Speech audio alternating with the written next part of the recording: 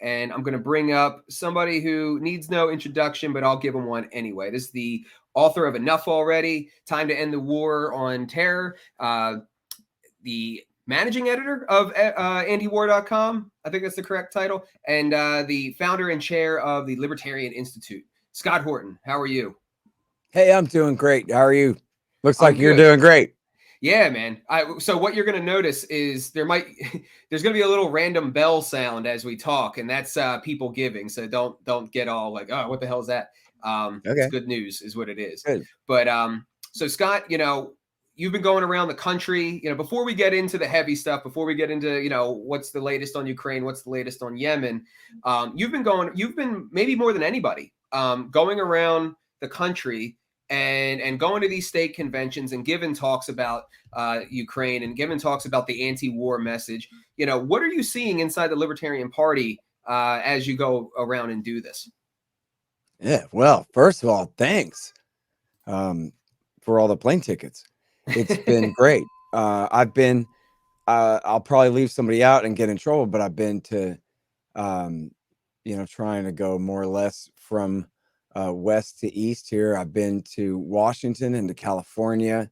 I've been to Utah and Arizona and Colorado, and then working our way south here down to Alabama and to Florida, and then up in the Northeast. Well, moving further north from there in non-chronological order, Kentucky and Tennessee, and then Delaware and Connecticut and New Hampshire and upstate New York and Pennsylvania twice. And I'm sorry, I know I'm leaving a couple out, but there's just been all a ton. over, all over. Yeah.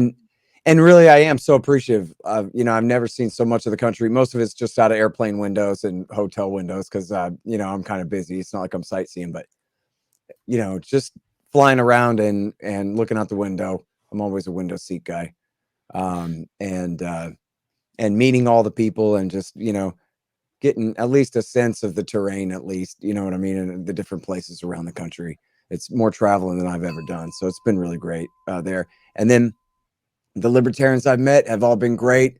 It's virtually all Mises Caucus people who are like, arranging the hotel and the travel and picking me up and all of that. Not entirely, but almost. So, but then I can just tell, I think I bet you, I couldn't prove it or like I wouldn't swear, but I would bet you, Michael, that at every single one of these things for the last 2 years, I have been told, wow, this is the biggest one of these we've ever had. And that's even in real small states where, there's 100 people in there and they go, yeah, but we never beat 35 before. This is hard, Wow. in some of these small states, it's, a pretty big deal to have that many people come. And so, and then some of these, it's just a riot. I mean, some of these, it's just absolutely huge. And I think they've all said that. I mean, there's all the excitement is around the Mises Caucus and everybody coming into the party for this purpose. So it's just been really great. And then, I kind of feel like it's long overdue. Not necessarily me, but should have been Justin and or anybody from antiwar.com and our part of the movement focused on foreign policy all this time. I think it's really telling and really important, that people can just see. It's just demonstrated truth that this is the Mises Caucus's priority, and that's why they're sending me out. Scott, I gotta cut you off and interrupt you for 1 second. James, gentlemen, thank you for the $67. That bell just took us to $20,000. Oh wow, $1,000 away from our goal for the entire weekend, which I think we might blow through tonight. So sorry for interrupting. You had to give that shout out, man. That's awesome. Thank you. No, that's great. And I like James too. He's a good dude. Really appreciate that. All right, we're on fire in the party. That's yeah. No, it is. It's great. Listen, I mean, the thing is, these are state parties. State parties don't have foreign policies that much or whatever. But the fact is, like, what's happening here is, I mean, everybody's good in anti-war anyway. But this is really, I think, helping to get the Libertarian Party nationwide on the same page about not just what we, think about foreign policy, but just how important it is to us that this is what the Libertarian Party is going to be about from now on, is doing everything we can to end the American world empire. Yeah, absolutely. And that's what we're hoping to do. And we're hoping to bring that huge movement that was around Ron Paul, that's around people like you, people like Tom, and bring that into the party. So let's shift gears a little bit and drill down into your expertise. And we've only got 20 minutes, so we'll have to keep it a little truncated. But if we could do maybe 10 minutes on what's the latest in Ukraine, what's the outlook? Is it looking like Putin might expand further west? Is it looking? I haven't been keeping up with it, to be honest with you. So how's the talks going there, and then how's the ceasefire going in Yemen? Yeah, well, shame on you. You got to read antiwar.com every day. I read the headlines, but I can't. It's just very difficult right now. Hey, I hear you. Believe me. But everyone should know Dave DeCamp and Jason Ditz and Kyle Anzalone and Will Porter are just at the Libertarian Institute and antiwar.com kind of overlapping. They're just doing such great news coverage right now. It's really incredible, and will help keep you up to date. I think, I don't know how far the Russians ever really meant to go in the first place. That kind of remained to be seen. So, the common narrative is that they were really moving on Kiev and got forced back. And I think that's probable. I don't know. There are others who say that, that was really just to divide Ukrainian forces while they focused on the south and the land bridge across Mariupol and to, that whole coast of the Sea of Azov there and to Crimea, and to guarantee the freshwater sources for Crimea, and essentially just to guarantee the greater Donbass. Frankly, they haven't succeeded entirely in seizing all of the Donbass, much less further west from there to the Dnieper River, or much less even all the way further, which is, I think you're kind of referring to the headline there, where this one Russian general said, actually, we might go ahead and take Odessa and take all of the southern, Ukrainian coast all the way to, I'm going to say it wrong, Transnistria, something like that, which is this tiny little strip of pro-Russian land on the Ukrainian-Moldovan border. And so that's, expanding their stated goals, while apparently in practice they've scaled their, their actual progress back. And I guess I'll tell you something that I heard that was hopeful, was that, May 9th is Victory Day, the celebration of their victory over the Nazis in World War II. And William Arkin, the Newsweek reporter, said that, I guess his DIA sources are telling him that they're really hoping to see Putin declare victory on May 9th and go home, or at least just keep the Donbass. And then I guess the question is how bad the Ukrainian army keeps fighting to try to retake the Donbass from the Russians at that point. I really don't know, man. Tonight, Blinken, Secretary of State Blinken and Secretary of Defense Austin are in Kiev, or they just snuck in and left, had a meeting and left. And that almost certainly was just promising more weapons and more support, rather than, laying down the law that now is the time to come to an agreement. And I'm just speculating about that, but all signs are that the American government, the Biden administration, does not want peace here. They want to drag this war out. They see how bad it's going for the Russians, and they think it's fun to see that, to bleed Russia, as they say. Just what bin Laden finished, not quite finished, doing to the United States, mimicking our policy against Russia in the 1980s, and baiting them into invading Afghanistan and backing the Mujahideen insurgency against them there. We're not just a few months out of Afghanistan. We're already trying to repeat the same policy against the Russians in Ukraine now. But everything depends on diplomacy, really. I mean, unless Putin just declares victory and quits, then what's going to have to happen is, even then, I don't know.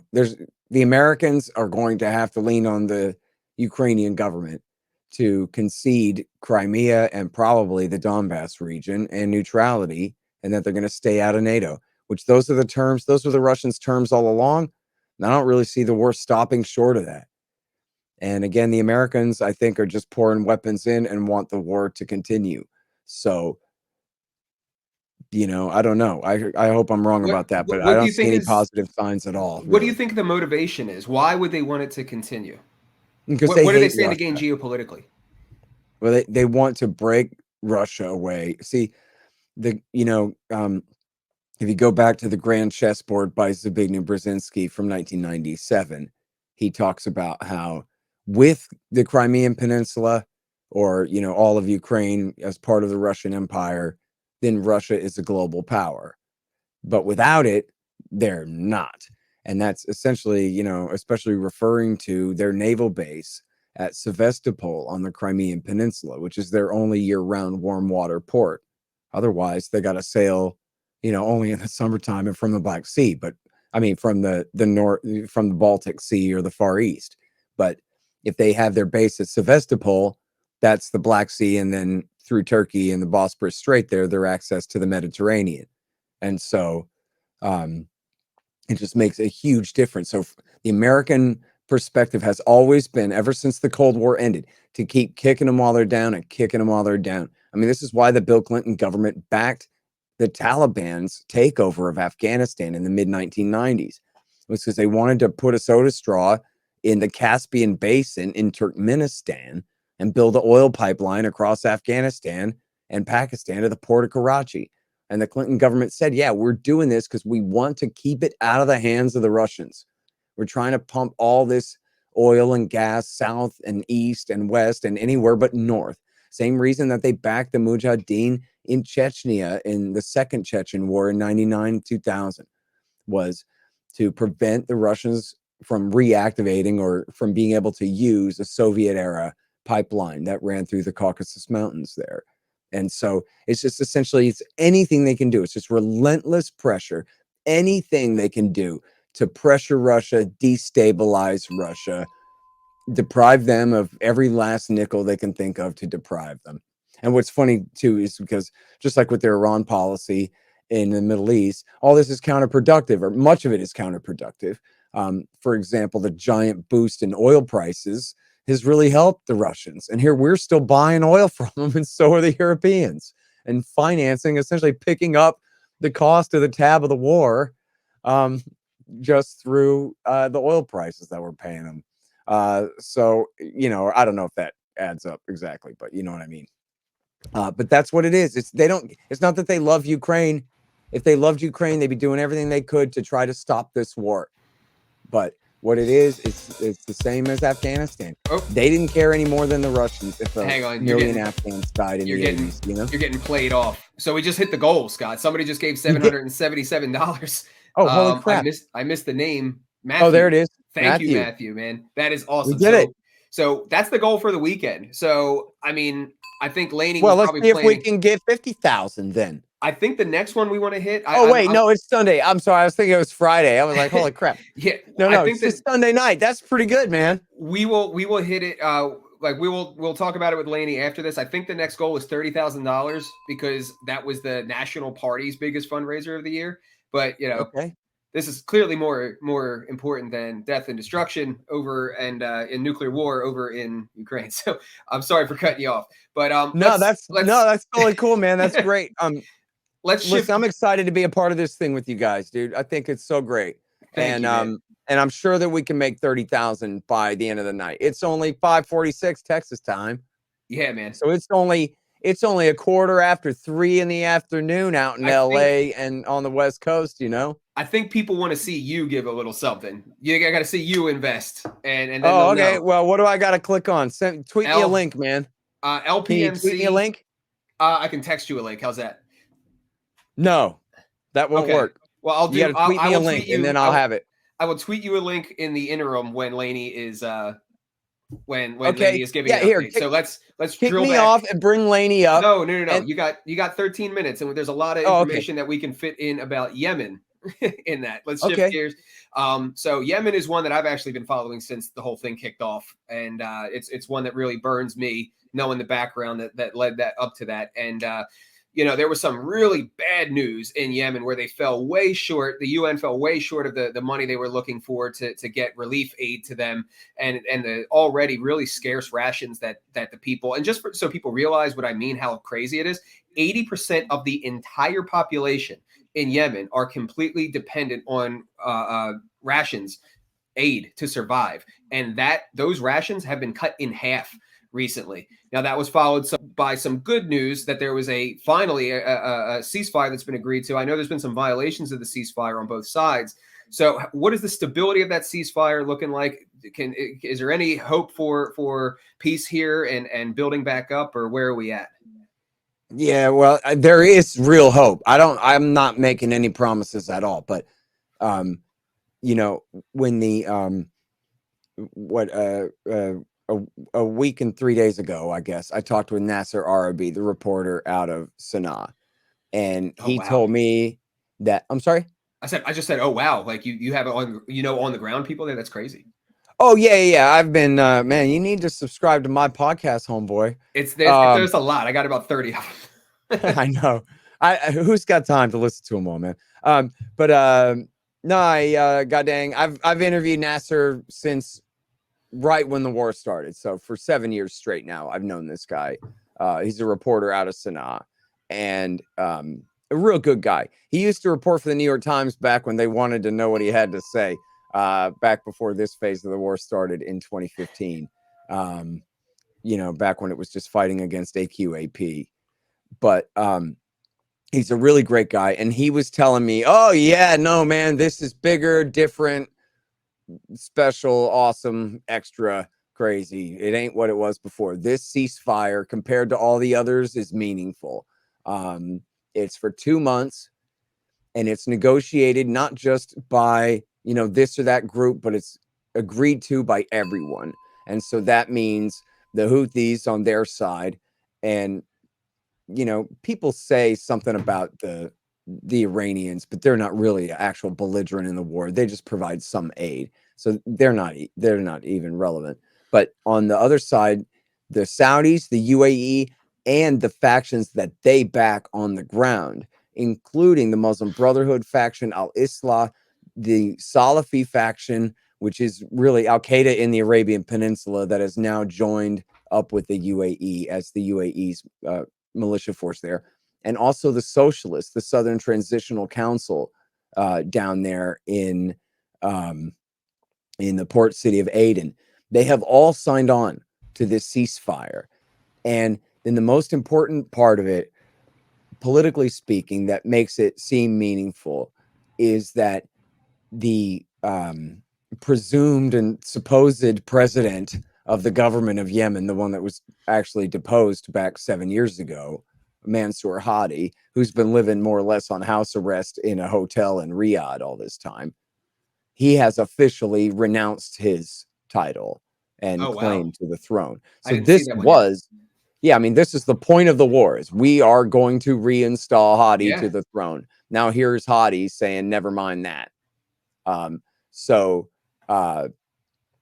what they did instead was they appointed a council of, I forgot, was it 4 or 8?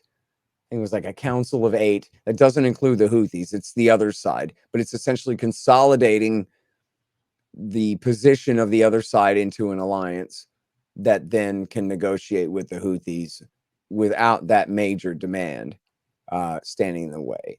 But of course, the American role here is very destructive, and and the British role too. There's so much money at stake, Michael, as you know, and the British are what they call the pen holder on the UN Security Council for Yemen, because it used to be a British property. And so this is like, I don't know if it's the world law or this is just the tradition on the Security Council, where if it's a former colony of yours, then you get to decide when action is taken or not taken on that issue. So right now there's a UN Security Council resolution that essentially demands that the Houthis lose and give up. And that's the world law right now. And so that UN Security Council resolution has to change and be more flexible for the future outcome in what's going to take place in Yemen there. And you're going to need the Americans and the British to go along to do that. and the French too are making money on this. So what's going on with some of the other aspects of it? Because I know there was friction with the UA or the United Arab Emirates at one point. Like I think at one point they were actually fighting against the Yemenis, even though they're part of the alliance. And then you've got the Southern Separatists, and then you've also got Al Qaeda in the Arabian Peninsula. So, like, are they growing? What's going on with the separation movement? Are they still fighting kind of with the Houthis? What about some of these other kind of tangential elements? Well, they're all in on the ceasefire now. Whether they all Even Al are Qaeda? able, yeah, I mean, if they're all able to negotiate, I mean, let's just say that we get a real kind of armistice to end the war, then whether they will all be able to negotiate to stay in a new government under the Houthis or within a coalition with the Houthis very much remains to be seen. In fact, Nasser Arabi said regarding the Southern Socialists, the STC, they're called the Southern Transitional Council, which is the Southern Socialist group that rules Aden and has this strong alliance with the United Arab Emirates, that they may just end up breaking the country up again. I mean, it was North Yemen and South Yemen until 1991. And, Abdullah Saleh was able to form a coalition and win a war, and then in the aftermath, pull everybody together and hold it that way for 30 years. But there's nothing necessarily natural about that. And, it's funny because the UAE backs the commies, but they also back the Al Qaeda guys too. And they're deadly enemies of each other, but they're just also enemies of the Houthis. So at times, the socialists have fought against the Al Qaeda guys, and they're both, their region is in the south. So I think that's a fight that's going to unfold in the future. And frankly, like, I'm very sad to say that when this war against the Houthis ends, that doesn't mean that the war against Al Qaeda ends. That means the war against Al Qaeda starts back up again. That'll mean America's turning sides, switching sides in the war again. So it couldn't possibly be as horrible as the war that we've been fighting there against the regime that had taken over the capital city and trying to force them out through this massive siege warfare. But the terror war against Al Qaeda in the Arabian Peninsula preceding that was already an absolute horror show. They call the drones a surgical strike and the bombs they drop a scalpel, but it's just not true, right? Dropping a bomb on a car or a truck or a house, and oftentimes a funeral or a wedding, and you're killing innocent people by the dozens, by the scores, and then you have all new recruits. And here this whole time, man, for 7 years, virtually the entire time, well, for the first 2 years, Al Qaeda took over like 10 towns, including the port city of Makalla, and including, military bases and weapons magazines, and just increased their power by 10,000%. Then the Americans said, this is really bad public relations for us. So the UAE, Michael, went in there and wiped them out. No, I'm just kidding. The UAE went in there and gave them a bunch of your money and hired all the Al Qaeda guys and made them their mercenary army on the ground there, which includes all kinds of foreign mercenaries and whoever else fighting for them on the ground. So Al Qaeda in the Arabian Peninsula has been on a vacation from the American war against them for 7 years now. We've been flying as their Air Force, as Michael Horton, no relation, the Yemeni expert, told Mark Perry back in March 2015, that this is, John McCain says we're flying as Iran's Air Force in Iraq. Never mind whose fault that is, John McCain. But John McCain says we're flying as Iran's Air Force in Iraq. Well, we're flying as Al Qaeda's Air Force in Syria, Michael Horton said then. And it's been true this whole time. So then that means if, and big if, this armistice or this ceasefire can develop into a real end to this war, it means we still have a whole other war to fight. And judging on, based on, recent history of American policy there, forever. I mean, they're not doing Iraq War II style invasions and regime changes in the Middle East anymore, but they are fighting CIA drone wars and special operations wars throughout the Middle East and Africa right now. I mean, we have troops in Syria and Iraq. We've got, on and off terror wars in Yemen. We still have the longest war in American history in Somalia, right there across the Red Sea from Yemen. And we've got special operators in Libya and Mali and Niger and Chad and Burkina Faso and Sierra Leone and Nigeria and just all through that whole region of Northern and Western Africa, the consequences of Hillary and Obama's war in Libya in 2011, where it all spread south into Mali and the rest. So, you know, we have special operations forces all throughout the Middle East and Africa still. And anyway, once the war against the Houthis is over, the war against AQAP starts again. Yeah. So we've got 2 minutes left. I'll just give one comment on that. That one of the things that really burns me up about the Yemen conflict is how similar the beginnings of it are to what happened with Afghanistan in the 80s, where, you know, we used to be tactical buddies with the Houthis. You know, back we first entered drone operations in Yemen during the Bush administration as part of the war on terror for the AQAP, Al Qaeda in the Arabian Peninsula, like you're talking about. And at that time, the best ground fighting force was the Houthis. You know, and then once they took over the capital and basically demanded a seat at the table, that's when everything changed. And you know, I don't know all the details. I'm sure you do, but that's when everything changed, and we went on this starvation campaign, and it's just abysmal. Well, you're very close, but I'll clarify for you here that, in fact, you know, John Kiriakou told me the first drone strike he knows about in Yemen was former CIA officer, was against the Houthis in 2005.